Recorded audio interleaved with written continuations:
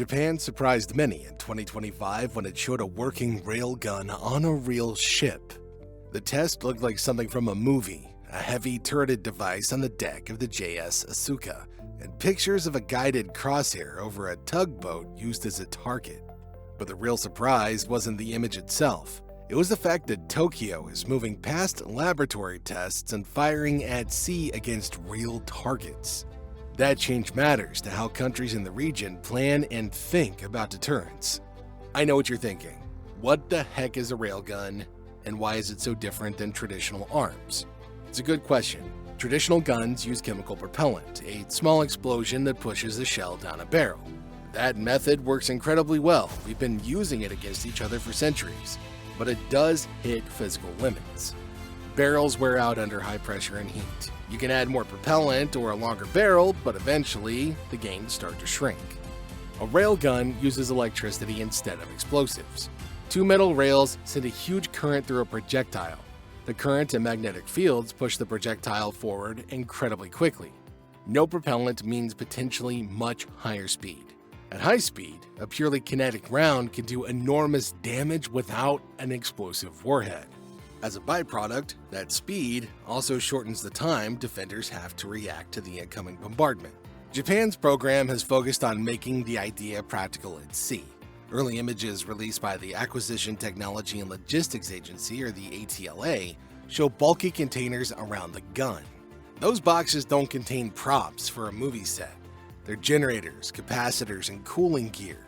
See, a railgun needs vast bursts of electricity for each shot. Now, that equipment has to fit on a ship and be safe at sea, or that weapon stays a lab toy or a really heavy paperweight. The tests released in 2025 indicate the ATLA is working on lowering the energy required per shot and on packaging power and cooling so the system can operate from a real vessel. Technically, the ATLA reported firings that reach speeds of up to about Mach 6.5, while using roughly 5 megajoules of energy per shot in earlier tests. The agency has said the goal is to push forward much higher energy levels. The next target often cited in reporting is 20 megajoules, which would increase effective range and impact. These numbers show progress. The project is way past can it work, and it's definitely into can it be reliable and practical territory. At sea, firing tests are harder than on land.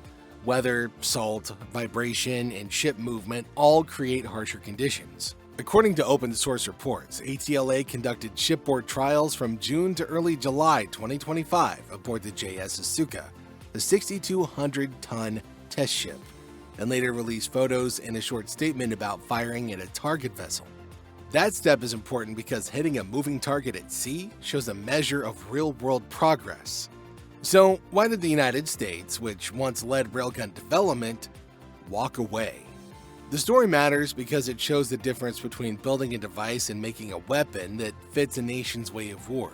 See, the US Navy poured money and years into railgun research, and lab tests, American prototypes hit impressive velocities and energy levels. Yet, by 2021, the Navy decided to cancel or pause its shipboard railgun program. The thing is, the US decision was practical, not just technical. First, the rails and barrels wore out fast. Every shot damages the rails and the barrel, and sustaining a lot of shots means frequent heavy maintenance. For a Navy that sends ships across the globe for months, a weapon that needs constant attention is a big problem. Second, the railgun launch is brutal for electronics. To turn a long-range round into a precise weapon, you need guidance and sensors inside the projectile. But the millions of G-force during launch, plus plasma and electromagnetic noise, make it hard for delicate guidance systems to survive. Now third, power is a huge issue. A railgun needs a massive electrical discharge in milliseconds. That means that ships have to generate, store, and release that energy without upsetting propulsion, radar, or other critical systems. Now, these three problems, durability, guidance, survival, and power management, drove the US to focus on alternatives it judged more practical for global operations. Now, that doesn't mean railgun research stopped everywhere. Companies and researchers kept exploring modular power packs, containerized pulse power units, and hardened projectiles that can survive brutal launches. Some work continues to try to solve the rail life problem and to create rounds that can guide after being shot. But the Navy chose a path better aligned with its global model, investing in hypersonic missiles, lasers, and other technologies that integrate more easily with ships at sea for longer deployments. So the important question rises: why does Japan press forward with the research? Well, the short answer here is strategy and geography. Japan's defense needs to focus on the nearby waters and islands. It can keep test platforms close to home ports and maintenance facilities. Now that changes what's acceptable. A weapon that needs more maintenance is less of a problem if you can return it to port quickly. Bulky power systems are also easier to accept on test ships or as a part of coastal defense setups than on ships meant for long blue water patrols. Japan also frames the railgun as one element of a layered defense, not a silver bullet for every situation. Combine fast kinetic rounds with long-range coastal missiles like the Type 12 and modern sensors, and you create a mix that complicates an opponent's plans fast. Simply put, deterrence is about making an adversary recalculate the cost of action and engagement. A railgun that can threaten ships and incoming missiles at high speeds adds another factor that an opponent has to account for. Even if the railgun can't stop a large attack alone, it increases the time, the risk, and the cost for the attacker. Still, the technical hurdles remain large. Barrels and rail durability have to rise from a couple of dozen shots to maybe a few hundred between major maintenance cycles. Now that's a really hard materials and engineering problem. Guidance electronics have to be made rugged enough to survive 10 or 100,000 G launches and the plasma and muzzle exit. Power systems have to be compact, efficient, and safe for shipboard use. None of these problems are trivial. They're among the hardest engineering tasks in modern weapons design. ATLA's public statements and images suggest that Japan is addressing these issues methodically, testing step by step rather than promising instant revolution in warfare. It also really helps to see the difference in framing. The US Navy asked, can a railgun be a reliable low-maintenance weapon for ships that operate worldwide for months? Japan asked, can a railgun be a local high-speed, high-volume tool for defending nearby seas and ports? Now, the same technology looks really different when you compare it through both of those different questions. The US answer was, not yet for our global long-range vessels. Japan's answer is, maybe for a regional home-base centered defense model. It's also important to be careful about hype. Some outlets use flashy words like death ray or electromagnetic cannon of doom. Those terms sell headlines, but they also hide the engineering reality.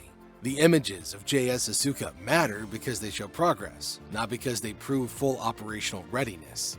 Independent verification, repeated tests, and publicly shared technical results will be needed before railguns change naval doctrine worldwide. So, what comes next? Expect more at-sea trials, attempts to raise energy per shot toward multi-megajoule goals, experiments on barrel materials, and work on guided rounds that actually survive launch. It's also important to watch how Japan integrates this work with other systems, sensors, missiles, and coastal defenses. If they can get energy, durability, and guidance to line up, railguns could become a practical tool for certain missions. If not, they'll remain an impressive but niche technology. In short, Japan's railgun work is real progress, but it's not magic. The US paused because the weapon didn't match its global model and had hard engineering limits. Japan pushes forward because its geography and defense needs make the trade-offs more acceptable. Whether railguns will change naval warfare for everyone depends on solving durability, guidance, and power, technical puzzles that are hard, but not impossible. For now, the images of JS Asuka are a strong sign that the technology is moving from lab plates to real-world testing, and that shift alone changes how neighbors and planners have to think about future sea fights. So what do you think about Japan's warfare advancement? Let us know in the comments section down below, and make sure to like this video and subscribe for more content like this.